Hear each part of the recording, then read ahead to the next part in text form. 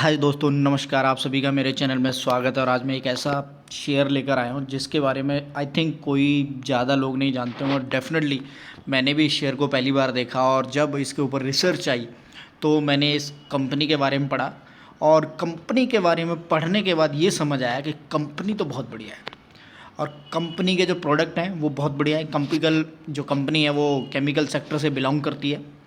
और मैंने इसका जो मैक्स चार्ट लगाया है जिसके अंदर आप अच्छी तरीके से देख सकते हैं कोई बड़ा रिटर्न नहीं दिया है। जी हाँ जी।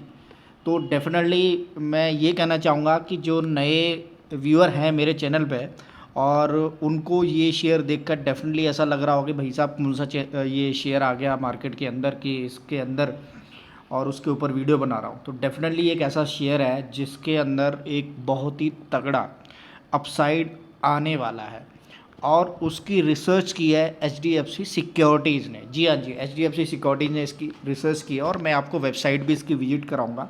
लेकिन जो इसके चार्ट पर दिखाई दे रहा है लगभग 2015 से अगर आप देखें तो 2015 के अंदर यह लगभग 215 पे ही हुआ करती थी और उसके बाद से आप देखेंगे कोई बड़ा रिटर्न देता हुआ इस शेयर ने नज़र नहीं आया है। और एकदम से लो ग्रेड पे चलती हुई कंपनी है। लगभग 2020 में भी 9 अप्रैल को ये 80 रुपये की क्लोजिंग पे था और वहाँ से इसने चलना स्टार्ट किया और कोई बड़ी मूवमेंट, हाँ हालांकि इतना है कि इसने वहाँ से भी 8 दूनी 16 और लगभग 100% तो रिटर्न दिया, लेकिन कोई बड़े ज़बरदस्त रिटर्न देते हुए दिखाई नहीं दे रहे अगर मैक्स चार्ट इसका लगाते हैं। तो मैं इसका 1 साल का चार्ट लगाता हूँ तो उसके अंदर आपको 32% तक के रिटर्न नज़र आ रहे हैं और वो बहुत कम है। लेकिन अब जब बात कर रहे हैं तो मैं बात कर रहा हूँ SH Kelkar and company limited की। तो ये कंपनी का नाम है, थोड़ा मैंने भी पहली बार सुना और जब इसके ऊपर स्टडी आई तो डेफिनेटली मुझे एक वीडियो बनानी थी कि हाँ भाई तो ये शेयर क्या है। और इसके ऊपर जो वीडियो बना रहा हूँ जी गारंटी के साथ कहता हूँ कि एचडीएफसी सिक्योरिटी ने जो इसकी रिकमेंडेशन दी और डेफिनेटली उन्होंने रिसर्च किए ना, तो आप देखिएगा कि इस शेयर के ऊपर एक बहुत तगड़ा बूम आने ही वाला है। तो आप देखिए ये 5 दिन का चार्ट है इसका। 5 दिन के चार्ट के अंदर आप अच्छी तरीके से इसके अंदर देख सकते हैं 7 से 8% तक की तेज़ी आती हुई दिखाई दे रही है। अगर 1 महीने का चार्ट लगाता हूँ तो 9% की तेज़ी जो गिरावट में भी एक था, लेकिन ये देखिए 159 से इसने एक प्रीवियस लो हाई मारा था, उसके बाद करेक्शन तो आप सभी ने देखा होगा और उसके बाद दोबारा से ये चढ़ता हुआ, यानी कि इसका जो पैटर्न है वो बहुत तगड़ा बनता हुआ दिखाई दे रहा है और किसी भी तरह से गिरना नहीं चाहता है। उसका रीज़न है कि इसके अंदर बहुत ही तगड़ी जो अब कॉल आ रही है उसको मैं बता देना चाहता हूँ कि अब जो इसका टारगेट आ रहा है वो आ रहा है लगभग 250 का। एचडीएफसी सिक्योरिटीज़ ने इसके ऊपर बोला है जी ये बहुत जल्द 2050 आपको चेस करता हुआ दिखाई देगा। तो इस समय शेयर का प्राइस 163 रुपये, लगभग 100 रुपये प्लस ये शेयर आपको दिखाई देगा आने वाले टाइम। अब मैं लेके चलता हूँ आपको इसकी जो रिसर्च है उसके बारे में। नीचे ये ज़्यादा ऊपर कहीं जाना नहीं पड़ेगा। तो ये देखिए ये यहाँ पर बाई की कॉल आई है एचडीएफसी सिक्योरिटीज़ की तरफ से।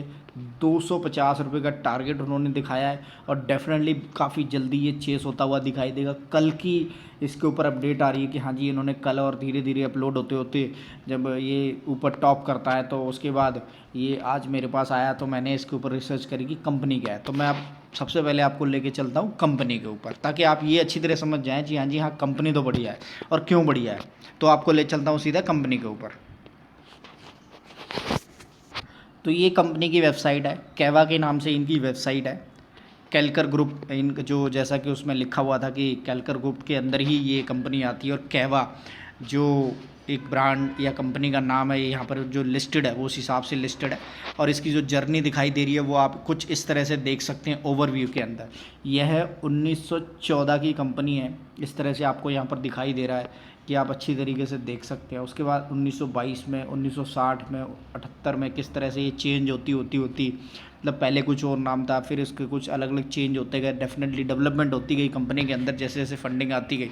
तो उस हिसाब से आप देखेंगे established of the PTSHK cava Indonesia, यानी कि काफ़ी तगड़ी वाशी वाली। तो इस तरह से आप देखेंगे काफ़ी इनकी यूनिट्स हैं और इस तरह से ये कंपनी है। तो 1900 यहाँ पर मोटी मोटी इसकी बायोग्राफी यहाँ दी गई है तो आप उसको अच्छी तरह से पढ़ सकते हैं। लेकिन हाँ इतनी इसकी वेबसाइट से इतना समझ आ रहा है कंपनी बहुत तगड़ी है, बहुत पुरानी है और बहुत तगड़ा एक्सपीरियंस है। और अब इसके अंदर कोई तगड़ी मतलब कि तगड़ी न्यूज़ आने ही वाली है।